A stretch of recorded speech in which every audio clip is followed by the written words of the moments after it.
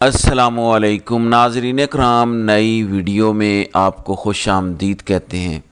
یہ فیصلہ ساز پاکستان کو کتنا بڑا چونا لگانے جا رہے ہیں، ابھی آپ کو آگاہ کرتا ہوں۔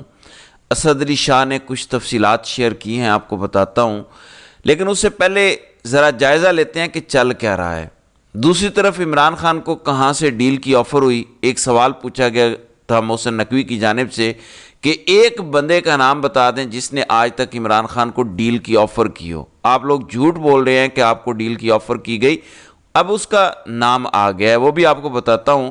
لیکن پہلے ایک آڈیو ذرا سنیے، آپ کو اندازہ ہوگا کہ ہمارے فیصلہ ساز ہم سے کتنی نفرت کرتے ہیں اور کیسے مخبوط الحواس شخص کو پاکستان پہ مسلط کیا گیا، یہ ذرا سنیں۔ all these virtues خود ہی کو کر بلند اتنا کہ ہر تقدیر سے پہلے raise yourself, your own self to such an height through these interventions, not through arrogance, not through ego, through untiring efforts, selfless efforts, sacrifice, blood and sweat, to a level God will himself ask you, O human being, O Muslim, what is your desire?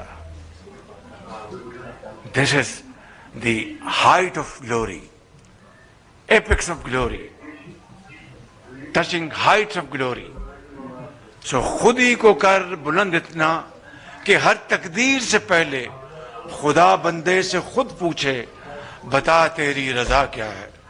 So I think قسم خدا کی اگر میں وہاں ہوتا تو اس شخص کو میں خاموش کروا دیتا، نہ اس کو آداب ہیں نہ اس کو سمجھ ہے۔ یہ اس بندے کی طرف اشارہ کر کے کہہ رہا ہے not through arrogance, not through this۔ وہ شخص آگے سے سوچ رہا ہے کہ مجھے کیا یہ ایروگنٹ کہہ رہا ہے، یہ کیا بات کر رہا ہے؟ اگر شعر سنانا ہی ہے، اپنی دانش جو ہے وہ شو کرنی ہے تو اس کو اسی زبان میں رہنے دو نا۔ ان کے پاس بھی ترجمان پڑے ہوئے ہیں، الٹے سیدھے ترجمے شروع کر دیتے ہیں شہباز شریف۔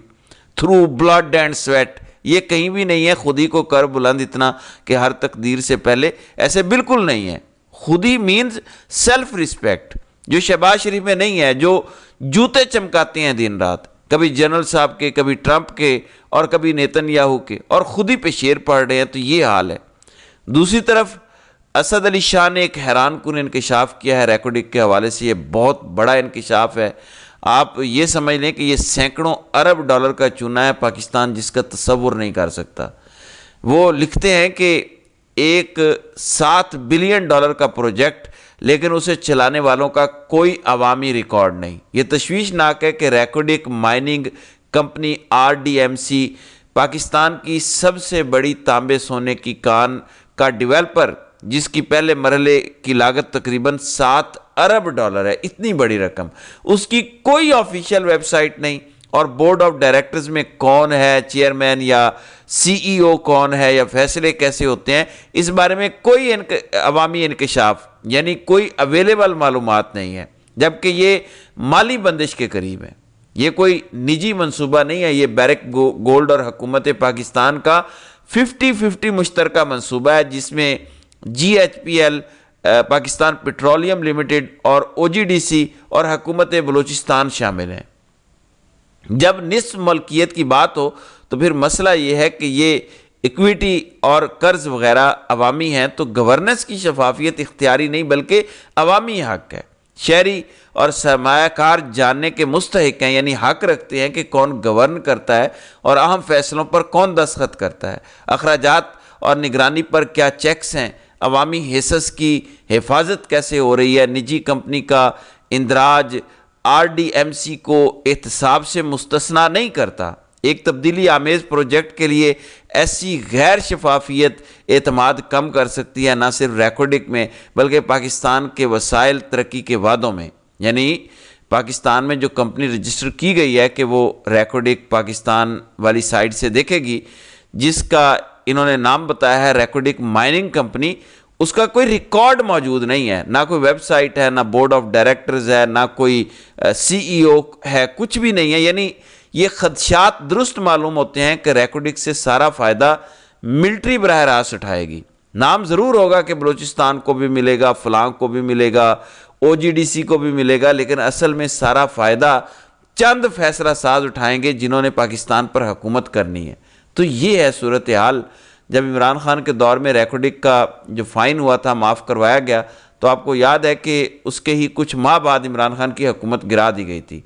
تب بھی میں نے یہ بات اس وقت سے کر رہا ہوں کہ باقی سب چیزیں اپنی جگہ، جب سے ریکارڈنگ کی کانوں کا پتہ چلا ہے نا فیصلہ سازوں کو، کسی سویلین حکمران کو سکون سے حکومت نہیں یہ کرنے دیں گے۔ سو یہ کمپنی کی معلومات پبلک نہیں کر رہے، کوئی بتا نہیں رہے کہ کمپنی کا سٹرکچر کیا ہے، کون چلاتا ہے، فیصلے کون کرتا ہے، اس کا بجٹ کیا ہے، اس کے اکاؤنٹس کیسے ہیں، کچھ بھی نہیں بتا رہے۔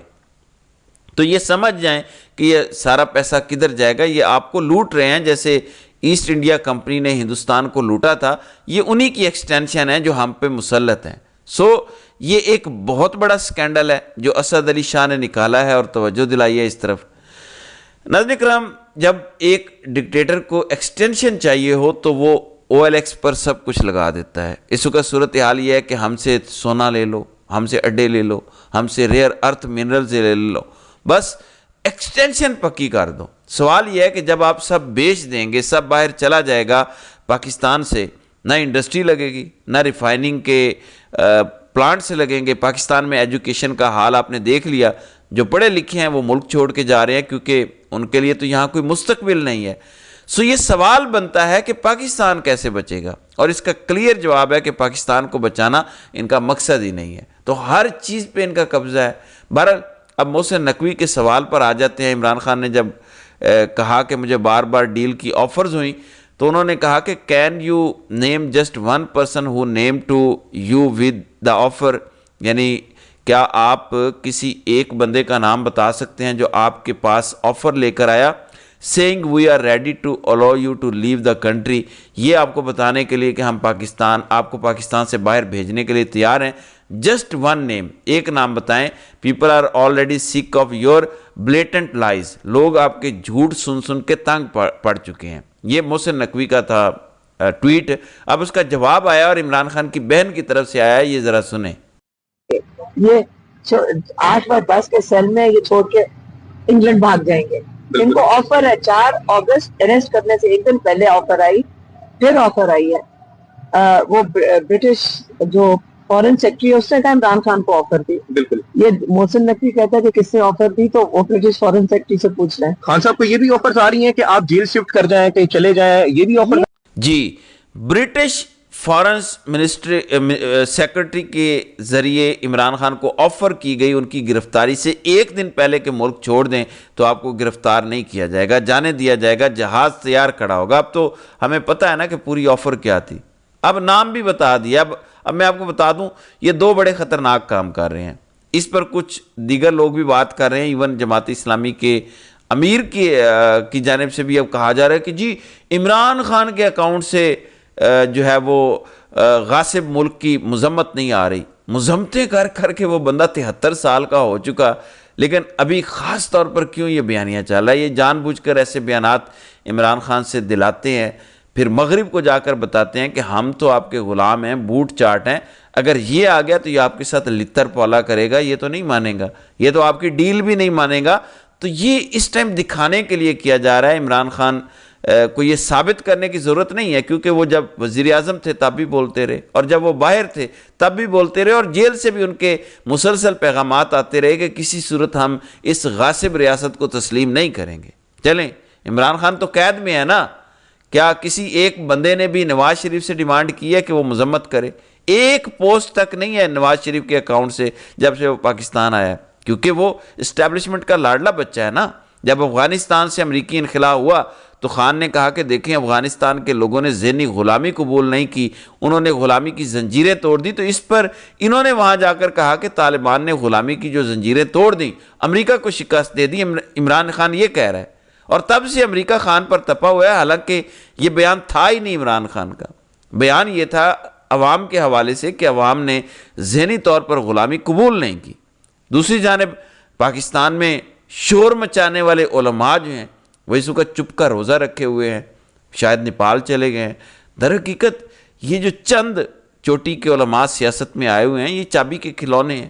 چند ایسے لوگ ہیں یہ جنہوں نے دین کا استعمال سیاست کے لیے کیا ہے، کیونکہ یہ لوگ ہیں جو دین کا غلط استعمال کرتے ہیں نام لے کر، تو یہ زیادہ قابل گرفت لوگ ہیں۔ سو ہم قید میں ہیں، کسی اور کی قید میں نہیں ہیں، ہم اپنے ہی چند مفاد پرست لوگوں کی قید میں ہیں جو ایسٹ انڈیا کمپنی کی ایکسٹینشن ہے۔ اس سے ہم نے کیسے نکلنا ہے، ظاہر ہے یہ تو آنے والا وقت ہی ہمیں بتائے گا۔ بہرحال آخر میں نمکین چائے کے نام سے ایک اکاؤنٹ ہے، انہوں نے ایک بڑی زبردست بات لکھی ہے۔ وہ لکھتی ہیں کہ میرے پاکستانیوں، اب ہمیں فوری طور پر ایک آزاد، غیر جانبدار اور سنجیدہ فکری فورم کی ضرورت ہے، ایسا پلیٹ فارم جو معتبر اذہان، تجربہ کار پیشہ ور افراد اور مخلص محب وطنوں پر مشتمل ہو، جو جماعتی وابستگیوں اور ذاتی وفاداریوں سے بالاتر ہو کر سوچنے کی صلاحیت رکھتا ہو۔ اگر ایسا فورم جلد وجود میں نہ آیا تو ہم اس باقی بچی ہوئی تحریک کو بھی کھو دیں گے، جس کی رمق اب بھی عوام کے دلوں میں موجود ہے۔ وہ جذباتی توانائی جو کبھی ایک تحریک کی روح تھی، اب مایوسی اور تھکن میں بدل رہی ہے۔ عوام کا وہ اعتماد جو برسوں میں تعمیر ہوا، ہمارے ہاتھوں سے مسلسل پھسلتا جا رہا ہے۔ جب تک کوئی معتبر پلیٹ فارم، اسٹریٹجک پلاننگ، دیانتدار پالیسی تجزیہ اور منظم ابلاغ کا بیڑا نہیں اٹھاتا، یہ لمحہ محض شور میں تحلیل ہو جائے گا، گلیوں کا جذبہ خاموشی میں بدل جائے گا، اور وہ امید جو ایک نسل کی پہچان تھی بکھر کر رہ جائے گی۔ اگر ہم نے یہ موقع گما دیا تو اعتماد اور یکجہتی کی بحالی مہینوں کی نہیں بلکہ دہائیوں کی جد و جہد مانگے گی۔